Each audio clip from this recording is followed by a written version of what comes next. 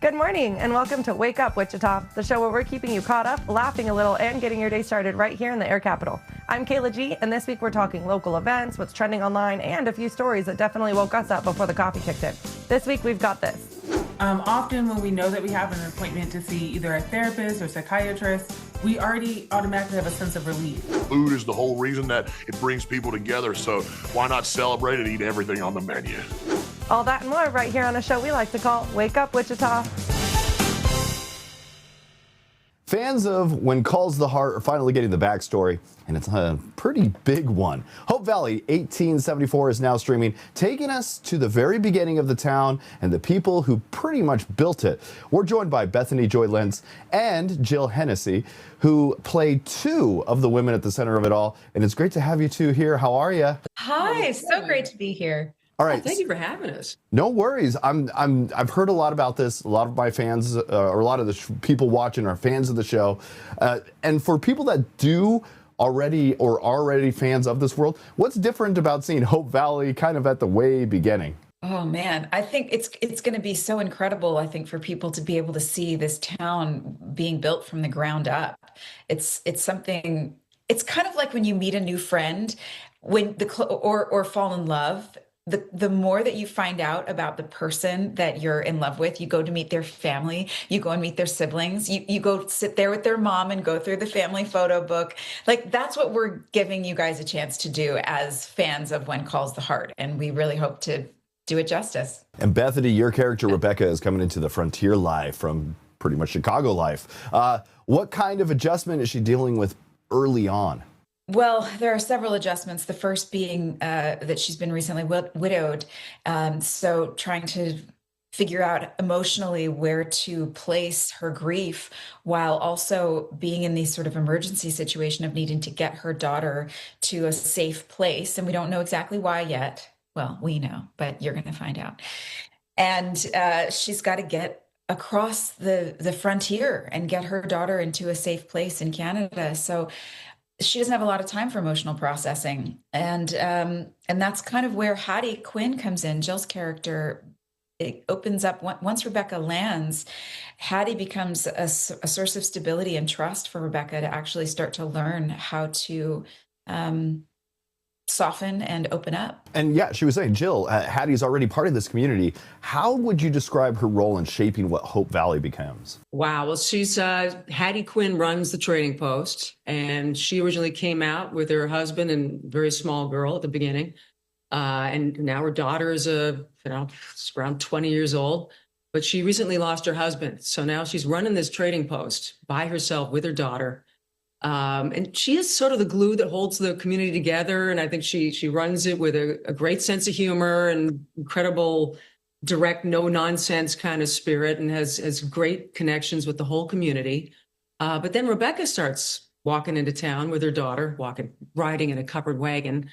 And I think Hattie identifies a woman who's very courageous and intelligent and is kind of haunted by something, and Hattie's not sure what is haunting Rebecca, but I think she also identifies a kindred spirit that she might become friends with. And I think Rebecca sort of opens Hattie up to how lonely she really feels, and a lot of feelings she's been trying to suppress just so she can get through day to day, because that's what this whole show is about. It's just these characters trying to survive every single day. Hey, horses be walking, so it's not that big. You're not too far off. Exactly. All right, when people start watching now, what do you think is going to be like getting them hooked and keep them coming back each and every week? The characters.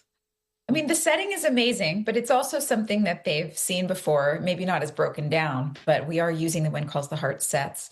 There are a few locations that will be new for When Calls fans. And for people who haven't watched When Calls the Heart, you don't need to. You can still jump right in and you won't miss a beat. But I would say the relationships of who the characters are there's something for everyone. Hey, I want to thank you two for joining me today. Hope Valley 1874 is streaming now on Hallmark Plus with new episodes dropping every Thursday. You can jump in anytime to catch up. Thank you two for joining me today. Thank you so much. Thank you. Some people travel for the sights, some people travel for the food. Braun Strowman does both and usually orders enough for the whole table. The WWE superstar is back for another season of Everything on the Menu, where he visits some of America's best food cities, meets local legends, and tries everything from neighborhood favorites to high-end dining spots. Joining us now is Braun Strowman. Welcome to the show, my friend. How are you, my friend? Oh, I'm fantastic. Just, the season is just unbelievable, man. It's truly cool to see the evolution of where we've gone from season 1 into season 2 with having the guest on the show. My production team in post-production did such an amazing job of filming this and editing it. It really, it makes you feel like you're part of that conversation. You're sitting at that table, you're breaking bread. And at the end of the day, that the idea of this whole show come about with this is my love for going out and taking people out to eat food, getting them to try new experiences in the culinary arts and walk of life, and just have fun. Food is a vessel to bring people together for, to get them together at the table for conversation. I had guests that I'd never met before, so I have new friends. So you're kindling relationships, you're catching up with old friends, you're falling in love. All this, all centered around food. And why not do it with the biggest, baddest SOB on the planet? And you're looking at him right here with Braun Strowman every Friday night on USA Network. Life is absolutely awesome. All right, this new season takes you to 12 different cities across the country. What were some of the places that really surprised you this time around? Oh man, honestly, it's always evolving. I'm so excited. I mean, I'm 350 pounds. I didn't get this way by accident. So clearly I'm a foodie as hard as it is. So for me, my day-to-day life, I'm eating out of a Tupperware. I'm weighing out all my proteins, my carbohydrates to the gram. So at the end of all that, like I said, doing this for weeks on end and then getting to do the everything on the menu is my escape as well. It's the ultimate cheat meal. It's getting out there. Not all calories are meant to be the best for your body, but some of them feed your soul. And I make sure I keep my soul fed. I make sure I keep this giant meat castle that I am fed, and then making memories and putting smiles on people's faces. At the end of the day, that's what I love doing. That's what I truly believe I was put on this earth to do, was to entertain and make people happy. And I'm enjoying and loving it along the way. That's killer. When you spend years traveling for WWE, but the show gives you a chance to experience cities on a completely different way, what did you learn about what do you learn about a place when you sit down and just share a meal there? It's really neat because how the format of the show with doing the 2 restaurants every episode, and that first half of the show being the signature dish for that city, for that region, and shining a light, proverbial light, on some of these older restaurants that have been around. All those restaurants I do are 40, 50, 60, 70 years. And, some of them aren't up to date on their social media games and all this. So being able, and then knowing what we did in season 1 of having some of the highest, if not the highest demo ratings in that 18 to 44, is now knowing that these generational restaurants are getting seen by the next generation. I've talked to people that went to some of these restaurants and they live in the town of it's been there for 6 years. I didn't even know this restaurant was here. So hearing those stories, seeing prime example, Beefy King in Orlando is a roast beef sandwich shop that I went to in season 1. It's been open for almost 60 years. Every time I've gone there since we did that episode there, you can't even get into the parking lot. Before I headed out to start all the crazy media tour and all this other stuff, getting ready season 2 premiere that just happened June 5th. Walked in and there was 4 people standing in line that had saw the rerun of the episode the night before. We're in Orlando on vacation. We're like, we have to go to BB King. I walk in, their eyes lit up. No way you're here. They ordered my custom sandwich on it that they put on the menu. So it's really cool to see this resonating with the fans and continuing that buzz and, helping breathe life into some of these restaurants that have been around for a long time that aren't forgotten, but just somewhat aren't, the forefront of the food scene. And then the other half of the restaurant where I go in and do everything on the menu, that's where, you get this opportunity. These restaurants have this opportunity to show their full Rolodex to all the clientele and customers and foodies alike out there. And while all the great food shows that have been before me and stuff like that, you've got to see a little bit of here and there, 1, 2, 3, maybe 4 dishes. So with being everything on the menu and seeing this whole, here's my cards, here's what this restaurant has to offer. And then sitting down now, season 2, having a guest with me and being able to have the debates back and forth. What do you taste in this? How do you understand? What is your palate telling you? And then with mine as well. And then having the conversation, talking about life and everything else in between. And it just makes all honesty, I wish the show was longer. I think 30 minutes isn't enough. The season features a pretty incredible mix of guests, from comedians to musicians to athletes and fellow WWE stars. And hopefully next season you bring in bad TV hosts of local TV shows. I'd be happy to have lunch with you. Everybody likes to eat. Let's go. And don't put yourself down. We don't do that. Lift yourself up. You're a great TV host. All right. Who else brought the most unexpected energy to the table? Oh my goodness. Without telling too much, because you got to tune in live every week to watch, I can't be giving away too much. Honestly, it was special every episode. It's so cool because I had so many different walks of life and hearing people's stories and their backstories and what's got them to where they are, what continues to keep them pushing and evolving, and then what their love is for food. It was so cool to see people, starting to understand, or some of the guests that I had, I didn't know they were such foodies. So it's really cool to sit there and have that conversation, because that's the fun thing about food, is everybody, it's a little different to everyone, and it's having that opportunity to have that conversation. And like I said, that food is the whole reason that it brings people together. So why not celebrate and eat everything on the menu? Excellent. After visiting all these restaurants and meeting the people behind them, what do you hope viewers take away from the show, just beyond, just getting hungry watching you eat? I think the biggest thing for me is trying to get people to step outside their normal comfort zone in their foods. I've discovered my motto in life is I'll try anything twice to make sure I don't like it, especially in the food space. So there's not much at this point that I haven't consumed in my life. That was the blessing that I had with being a WWE superstar for 12 years, traveling all around the world, getting to try so many different walks of life in the culinary space, and falling in love with the different cooking techniques and the fusions and the ingredients and all that. And now with everything on the menu, almost every episode, I'm pretty sure, if not, it was few and far between, but I got the guests to try foods that they'd never tried before. So I'm hoping with my blue collar approach, and I'm not educated in the culinary arts. I've just been blessed to travel around and get to eat a lot. I mean, 350 pounds didn't happen by accident. And I guess the Lord blessed me with this giant tongue with a bunch of extra taste buds or something like that. I don't know. But that just being said, man, life's so cool, man. It's really neat. Like I said, getting to catch up with some of my friends, get to meet these new personalities and share bread and just talk about life. It just makes for a good time. Braun, it's a pleasure to have you on the show. For more information and to catch new episodes of Everything on the Menu, check it out Friday nights on USA Network, or head to usanetwork.com. Braun Strowman, thanks for hanging out with me, my friend.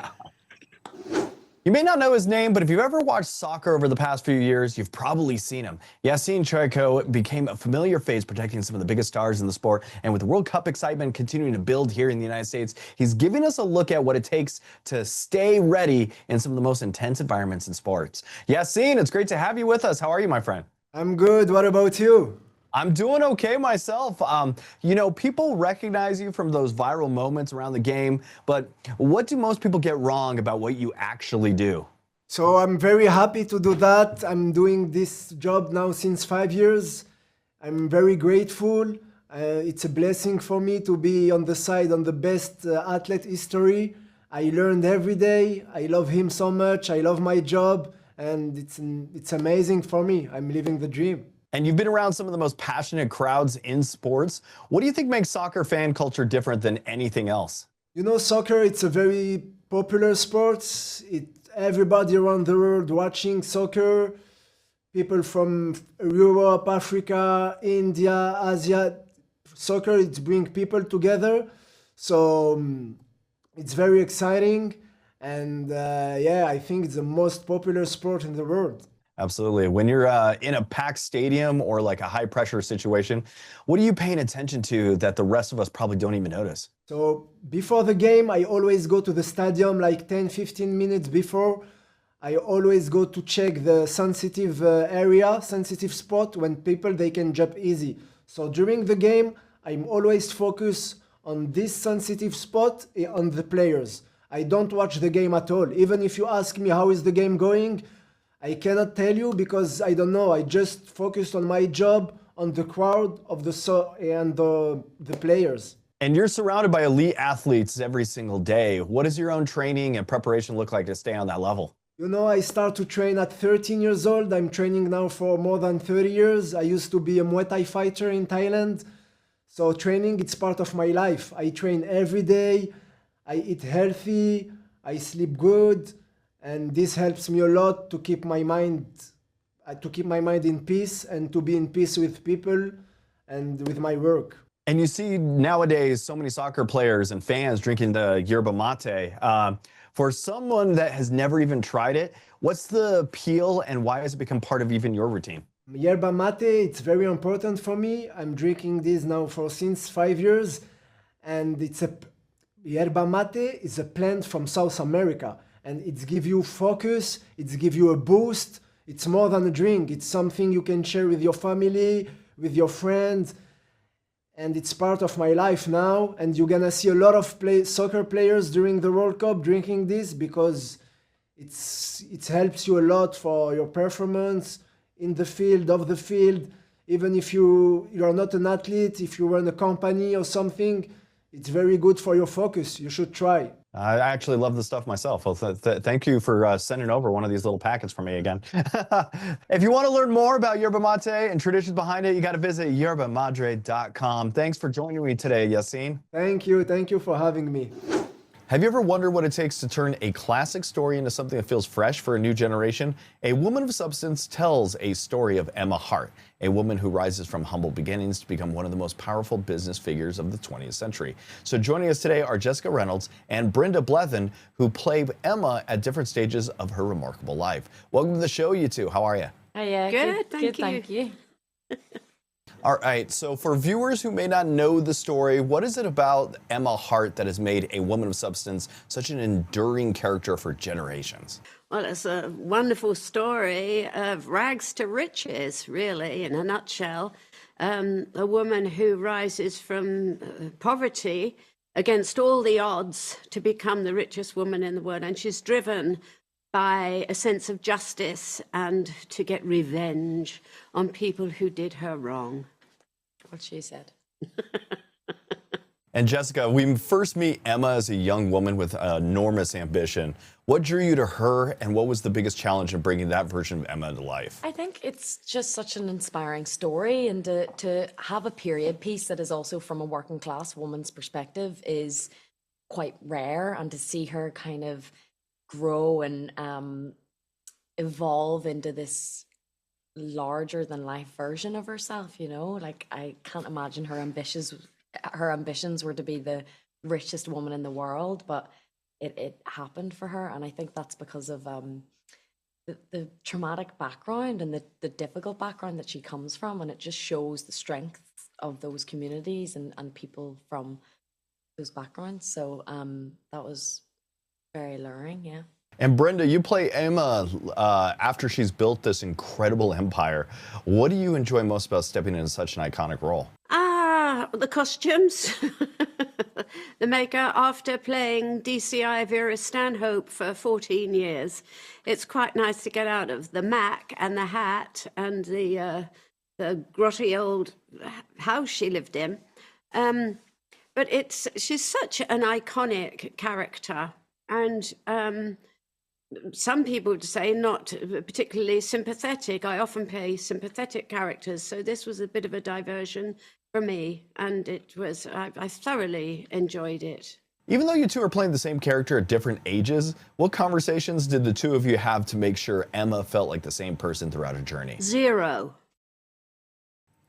Okay. I think like that there's such a distance between them, not only in age but also in experience. Like I think one of the biggest points is that she becomes a completely different person, and it's up for the audience to decide whether that's for the better or not. And Emma refuses to accept the limitations society places on her. Why do you think her story still resonates with audiences today? Because there's still a bit of a discrepancy between equal wages between men and women. I bet a female engineer doesn't get as much as a male engineer, and in lots of professions there's not equality, and there should be. Hey, I want to thank you two for joining me today. A Woman of Substance is now available on BritBox. For more information and to learn more about the series, visit BritBox.com. Jessica, Brenda, I really want to thank you two for joining me today. Thank you. Thank you. Thank you. AI tools are showing up everywhere these days, from helping with homework to answering everyday questions.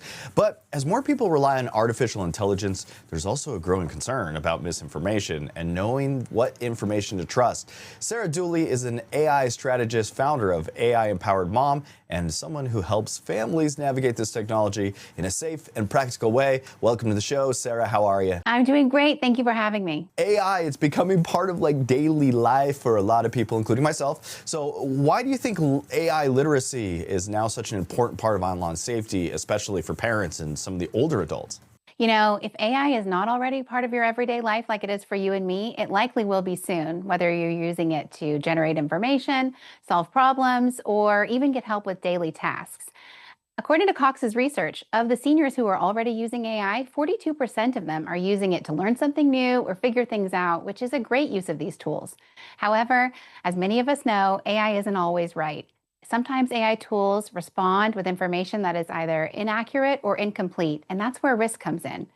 AI literacy helps us build a practice so we know when to pause, when to question we're getting information from AI, and when to take action or ask for help. So what does the research tell us about misinformation, and why should families be paying closer attention to that right now? Misinformation is a real challenge across generations. And in Cox's research, showed that of the seniors and sandwich generation members who were surveyed, nearly a third had personally experienced misinformation or disinformation online. And as AI-generated content becomes harder and harder to spot, this is introducing even more risk. That's why, especially when it comes to difficult and complex topics like your health, your finances, or even current events, it's so important to double check with a real expert before taking any action. That could mean talking to your doctor, your financial advisor, or going to a trusted third party to verify information that comes out of AI. So where are you seeing these AI-related risks show up most often in pretty much everyday life? Online shopping is a major area of concern. In fact, over half of those surveyed said that online shopping was among their top online safety concerns, where AI is introducing things like AI-generated storefronts, fake customer reviews, or even impersonated customer service representatives. Another area of concern for online safety is in AI-generated messages or texts, or even those deepfake audio and video files. Deepfakes are when AI is used to create a video or a recording that sounds just like a real person. And while these used to target celebrities, now AI has made it so easy for anyone to generate content. We're seeing deepfakes show up impersonating everyday people in routine activities, which is why it's so important to keep our guard up when we're seeing things online. As these tools are becoming more common, what are some of the simple habits families could build to help stay safer online? I've got two for you. The first is the practice of verification, which we've alluded to a little bit already. When you get anything online that feels extra urgent, it's putting pressure on you, feels emotional, or maybe your gut is just telling you that something is off, stopping to verify the information and asking for help, whether it's from a trusted friend or a family member, by going to a third-party website, by even getting on the phone and calling a company to check. There is no shame in asking for help when it comes to online safety, and it could save you valuable time or money.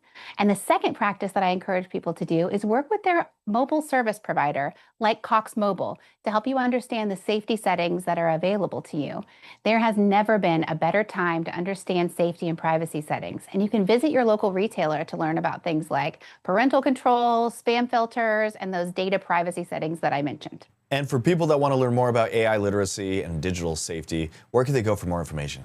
For more information about the research, visit cox.com/mobile safety. There's great resources there to help you have conversations with teens, help the sandwich generation who is trying to navigate online safety, as well as seniors and the aging population, to give resources and tips for them specifically too.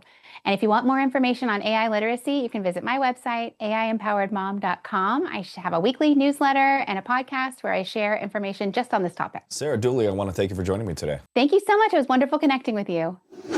It's easy to tell people we're doing fine. The harder question is whether we actually mean it. New research suggests a lot of people living with depression may be settling for symptoms they assume are just part of life. Joining us are Dr. Jessica Jackson with Mental Health America and therapist Kati Morton, here to talk about why that happens and what people should know. Welcome to the show, you two. How are you? Good. Thank you for having us, Dan. All right, Dr. Jackson, when somebody is living with depression and they say they're fine, what are you hearing behind that word? What I'm hearing behind that word is that they're making it through the day, that they're functioning, right? They are going through the motions. I'm going to work. I am, engaging with my community, taking care of my home. But what I don't hear is that they feel like they're thriving. I don't hear that they are kind of feeling like they're having symptom remission, that they're back to their baseline, how they're originally feeling, or even better than that. And often that's what happens with depression. We tend to settle for feeling better than we were 6 months ago and think this is as good as it can get. And that's just not true. There are options that help you to feel your best and to get back to how you want to be feeling. And one finding that I found stood out to me was that nearly 80% of people don't expect full symptom release. How did we get to that point?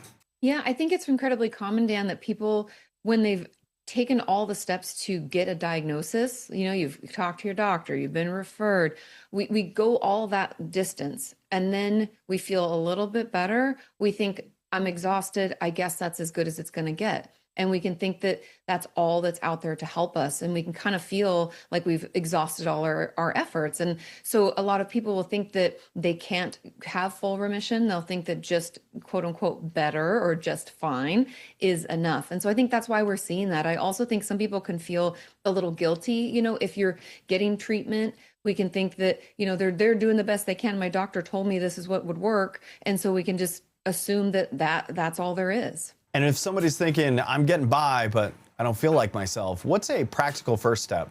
Practical first step is to track it. Often when we know that we have an appointment to see either a therapist or psychiatrist, we already automatically have a sense of relief and feel like we're doing better. And we can forget how we were doing 3 weeks ago, 2 weeks ago, even last weekend, right? Most of us don't remember. So when we're starting to track it, you can use a notes app on your phone or your calendar and writing in the days that you have trouble sleeping, the days that you feel more sad or that you feel more irritable than usual. It gives you some data when you come to your appointment to collaborate with your provider and say, here's how I've been feeling and here's how I'd like to feel, and gives you a very specific aim for treatment. And Katie, what is Generation Fine and what are you hoping people take away from it? Yeah, Generation Fine is a global initiative from Johnson & Johnson. And the whole goal is to really raise awareness for the fact that we don't have to settle for fine. When it comes to our depression treatment, we don't have to be in that 80%, right? We really want people to recognize that you can get full remission of your symptoms, that you can feel your best. I mean, how many of us, when people ask how we are, we're like, I'm fine, even though we don't feel that great. And so we're really just trying to get the word out, let people know that you don't have to settle for that you can push until you feel like your best self. So why do so many people struggle to tell a doctor or therapist that something still isn't working? I think it can be a twofold reason. One of it is exhaustion. It sometimes takes a while to get that original diagnosis of major depressive disorder, and then even longer to find a treatment combination that works best for you. And so sometimes we get to a point and we say, you know what? I'm feeling better than I was 6 months ago or 3 months ago. This is as good as it can get. And so we kind of stop there. We tell ourselves this is the best it is. At least I'm a little bit better. The other reason can sometimes be guilt, because on that journey, we have lots of appointments. We're sharing a lot of information. It can almost feel like we're complaining even when we're feeling better. And so we can get in our own head about that. But I encourage folks to talk to their provider. That is their job. And when they know that you're not feeling your best, that gives them information to say, okay, let's keep going. Let's try something new. Let's add something different to the treatment regimen. All right, where can people go if they want more information? To find out more, people can go to generation-fine.com. There's tons of information about the campaign, as well as a lot of helpful resources. Dr. Jackson, Katie, I want to thank you two for joining me today. Thank you, Thanks Dan. for having us. Thanks for waking up with us right here on Wake Up Wichita. We'll see you next time with more fun, more local stories, and everything you need to start your day on a good note. If you can't wait till next week, I know I can't. Be sure to follow us on social media or YouTube. Until next time, that was a show we like to call Wake Up Wichita.